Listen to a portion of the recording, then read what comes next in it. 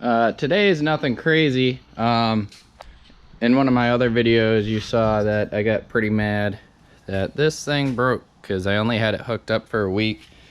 I bought it off Facebook Marketplace, and you know how that goes. So I'm super excited about the new compressor. So basically I stopped making pressure and I came in and it was just constantly running. And I didn't get a super good deal on this either. I paid 300 or 350 bucks for it, and they're like 500 new. But it's a 2018 model, so I was like, whatever. And then, you know, taxes and stuff, that's where they really get you. So I was like, whatever, I'll just buy the used one, because the guy replaced a couple things on it. And had it hooked up for a week, and the motor shit the bed. I looked online, and some of the cheaper replacements are like 200 bucks.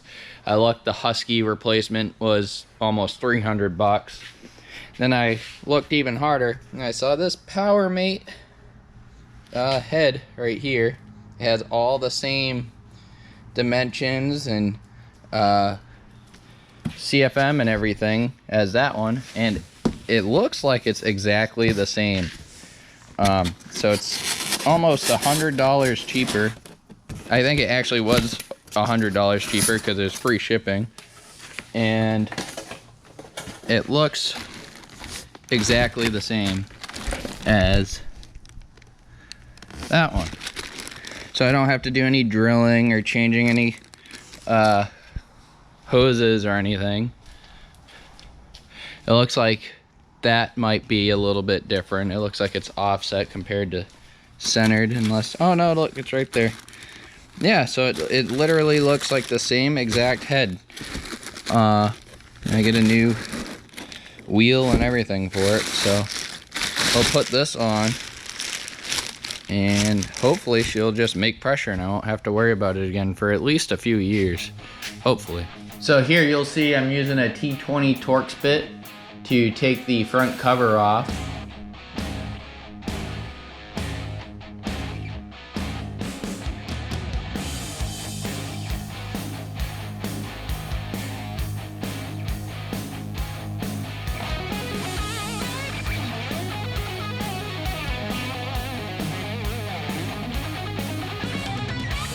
Once the front cover is off, there's a 13mm bolt on the front of the compressor pulley. You gotta take that off to be able to pull the pulley off of the actual compressor head. Well, like everything, it's a huge pain in the balls. So I can't get this off because I don't own a puller that's big enough to fit this.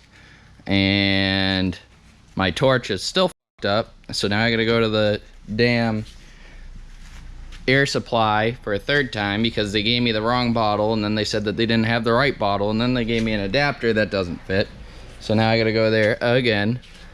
I can't get to this inside bolt really without taking the shield off. I can't take the shield off without taking the wheel off here, the pulley. I could probably pull this pulley if it would even pull off, but I don't want to do extra work. So now I gotta go try to borrow a puller or fix my torch or something, because, you know, nothing's ever smooth. It's always a big giant pain in the balls no matter what. But at least my head is exactly the same, and I'm pretty excited about that. Well, I borrowed this pretty sweet puller from my buddy, so it'll open up more. It should work. So hopefully with the right tool for the job, this will come right off, and if not, I should have the right tools for my torch. We can heat up this hub right here, and it should slip right off. So either way, it's gonna come off. So here, I just finished off getting the pulley off. The actual pulley worked fantastic, and it came off pretty immediately. Then I used my 13mm with a long extension to get the bolts off of the compressor head and just replace it with the new compressor head in the same exact spot. There's a 9/16 wrench that you'll need to put the high pressure line off of the compressor head back onto the new one.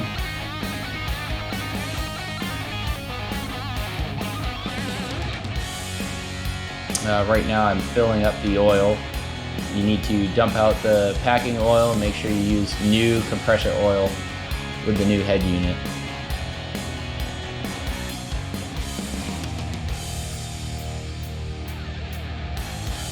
I slipped the belt on the pulley and used the 13mm with an impact to get the pulley completely compressed onto the shaft.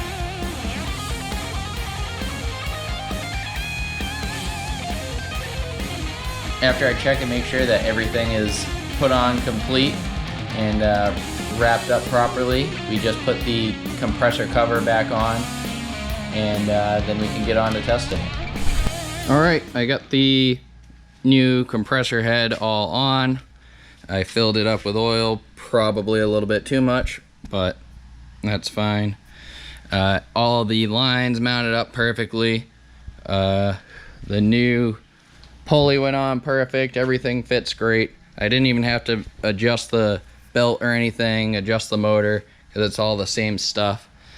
That's really why I went with that motor.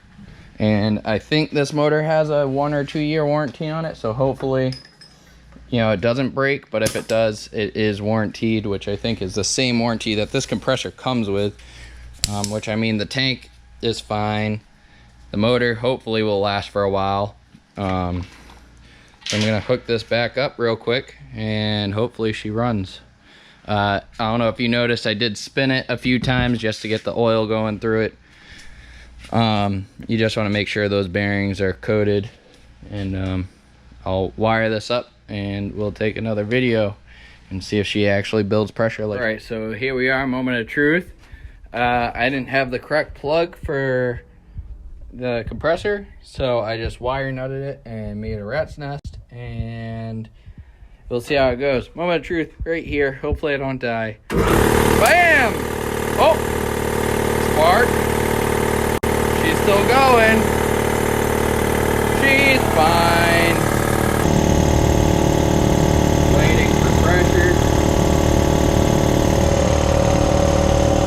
Oh, she's making pressure. Yeah.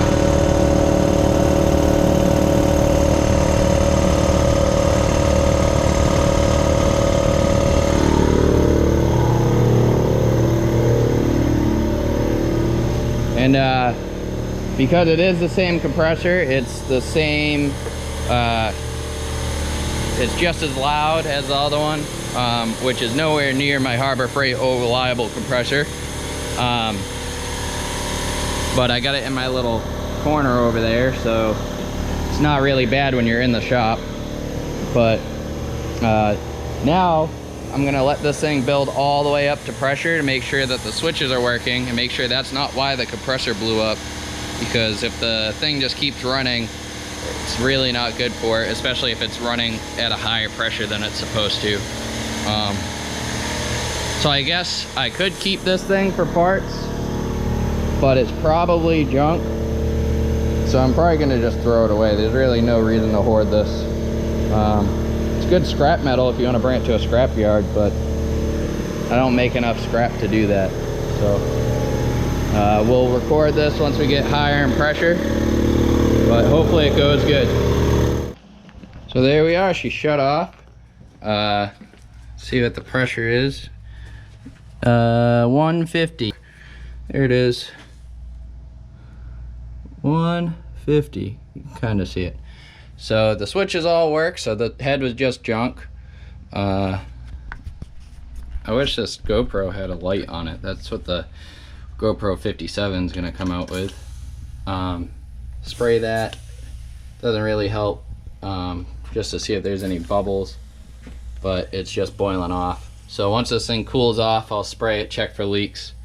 I just use a soapy solution to make sure that there's no air leaks.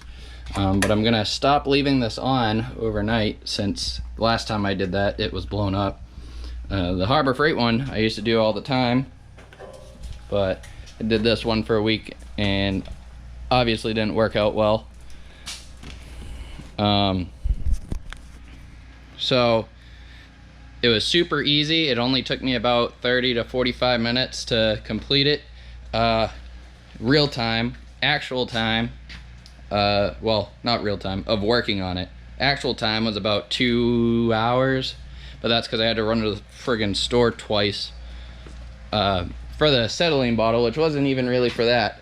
But tools, you needed a torque set, and a standard socket set and wrench set to get the lines off and the mount off, and you need the puller, which you can rent from any of your local auto parts stores, or you can just go buy one. They're like 20 bucks, which is probably what I'm gonna do.